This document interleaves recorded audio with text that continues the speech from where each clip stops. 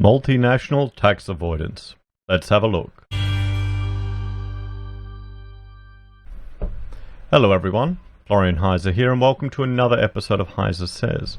I'm still working through my stein of coffee and I thought we'd have a look at this article to do with the ATO trying to, address multinational tax avoidance. Now, I am not a fan of tax at all. I think a lot of people are not a fan of tax at all.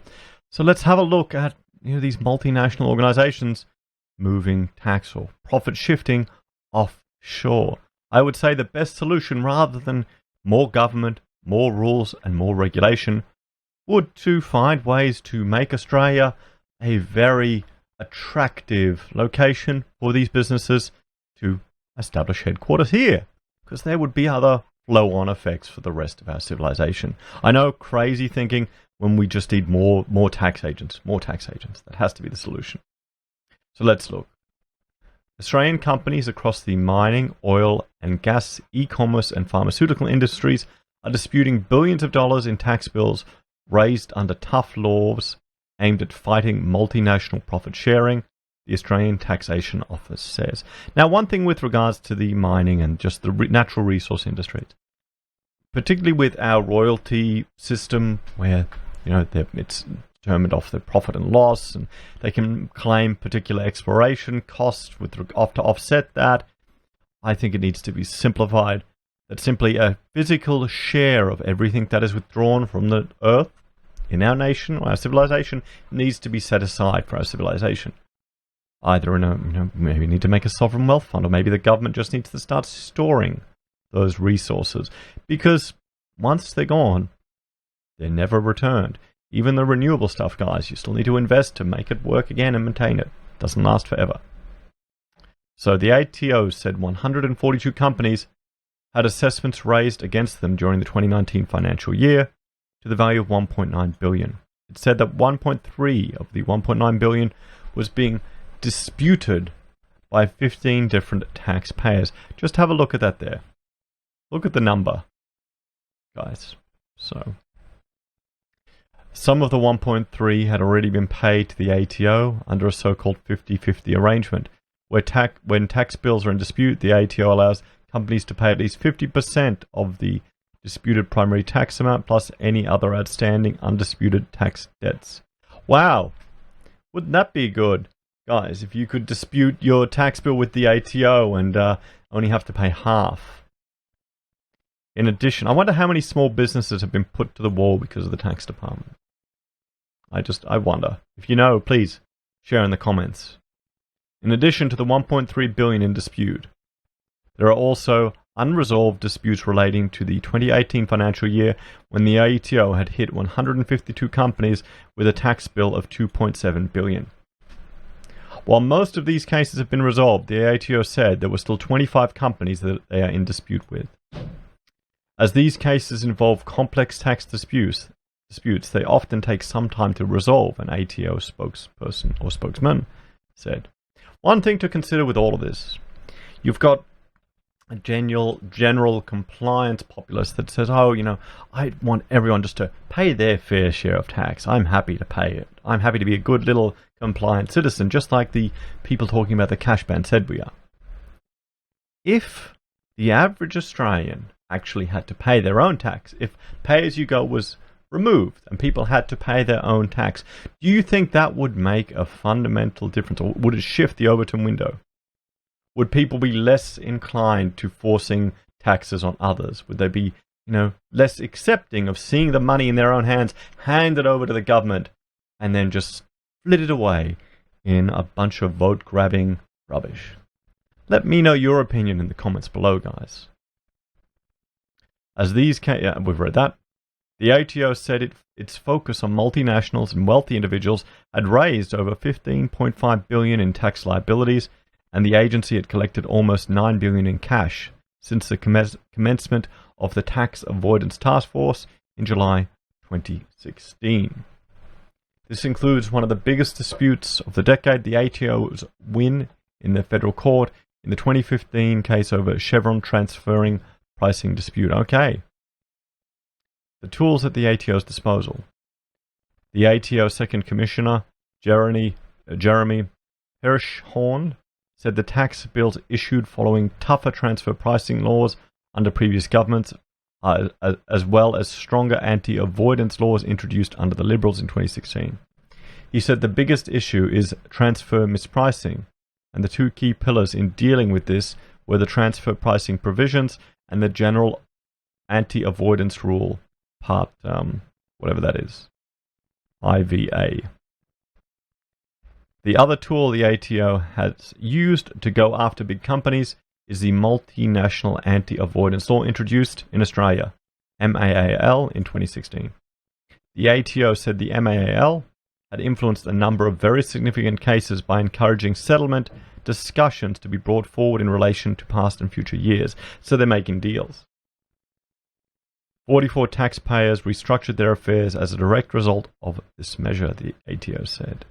This included companies like Google, who went on the record during the corporate tax avoidance inquiry to state, these restructures have seen $7 billion in taxable sales being returned to Australia and has led to the resolution of a case worth over $1 billion in collected tax. And I think that made absolutely no difference to their share price. Didn't even affect them.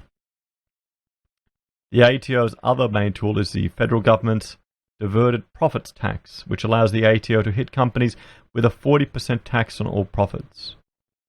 Known informally as the Google tax, the DPT law is aimed at multinationals with global revenue of more than $1 billion and Australian revenue greater than $25 million. No liabilities have been as yet raised under the DPT, as it applies to income years commencing on or after 1st of July 2017, for which tax returns are currently being filed. Complex and comprehensive investigations have to be conducted upon those returns before any potential DPT assessment is issued, the ATO said. These investigations are currently underway. Mr. Hirschhorn said the MAAL and DPT allow the ATO to address problems that potentially fall between the cracks. ATO audit teams look at every provision in terms of tools the ATO has at its disposal, he said. They will not look at just one. So other countries look to tax revenue over profit. Several other countries have already taken tough measures to prevent multinationals from shifting profits into tax jurisdictions where they pay little or no tax. Countries such as France and UK have already imposed taxes on revenue rather than profits, and there the worldwide discussion about a global minimum tax. Oh, good Lord, that's horrific. That's horrific, isn't it? A global minimum tax. I mean, here all the people are saying about a global conspiracy. What can I say if these discussions are already taking place? Where external parties to your sovereign nation can dictate a minimum tax rate that you charge your businesses. And that is horrific. That's horrific. The Australian government had considered a digital tax on tech giants' revenue, but then opted to wait for the OECD to come up with a global solution to the problem earlier next year. Mr. Hirschhorn said that from the ATO's perspective, Australia is well placed in fighting multinationals with current laws. Last week, tech giant Google announced it had settled its long-running tax dispute with the ATO with a payment of an extra $481.5 million on top of its previous tax payments. The payment comes from the period from 2008 to 2018. So we're very focused on continuing to hold multinationals to account, and we will continue to increase our efforts to do so, he said. But I mean, you also have to realize, as much as people hate Google, it has done a lot of good and it has provided a lot of economic opportunities for a lot of people. Guys, it's not all bad. Even Facebook provides a lot of opportunities for people. When's the last time anyone paid for a Google service? How many people get it all for free? And sure, they use your, they target advertising and do all these things to you, but you can just opt out of using their products. He said when an internet company sells advertising in Australia or a company sells low-value goods to Australians, they're required to charge GST. In some other countries, they're not required to charge VAT. providing a significant commercial tax and pricing advantage over local companies, he said. But asked why digital companies such as Facebook and Google did not declare all their lucrative advertising revenue, he said while the MAAL had brought Australian-sourced revenue onshore, there was still a transfer pricing or mispricing question on other related party expenses. Well, okay, I mean, you can say all that, but think about it. How much of Google and Facebook's infrastructure is actually located overseas? If you do a ping search when you're watching YouTube, you can see where it all comes from. Not from Sydney. And you've got to pay for those servers. The big policy decision currently played out at the OECD is whether countries agree to change the international income tax consensus on a multilateral basis or each unilaterally implementing their own digital services tax, he said. So companies are opting to lock in deals with the ATO. The ATO and multinationals are also able to enter agreements aimed at giving companies certainty about their tax payment requirements in Australia in future years. Well, see, this is the thing. All of this is a potential for sovereign risk for these companies acting over borders. Taxpayers can lock in their tax payment for a period of about 3 or 5 years via an advanced pricing agreement or APA. ATO data shows 116 companies with active APAs and 56 APAs are lodged or in process. Around 85% of APAs are with taxpayers with a turnover of more than 100 million. The ATO said an APA generally covers a period of 3 to 5 years, but it may be reviewed if trading circumstances materially change. APAs are already subject to an annual reporting requirement. The ATO said APAs are a preferred outcome for the agency because they eliminate transfer mispricing risk by providing businesses with a predetermined arm's length pricing of their international related party transactions. Eliminating transfer mispricing risks avoids long-running and costly disputes and protects Australia's tax revenue, the ATO said. In the case of bilateral and multilateral APAs, the taxpayer obtains additional certainty that they will not be subject to double taxation. Well, really, when you look at this from another perspective, I just see it as Australia,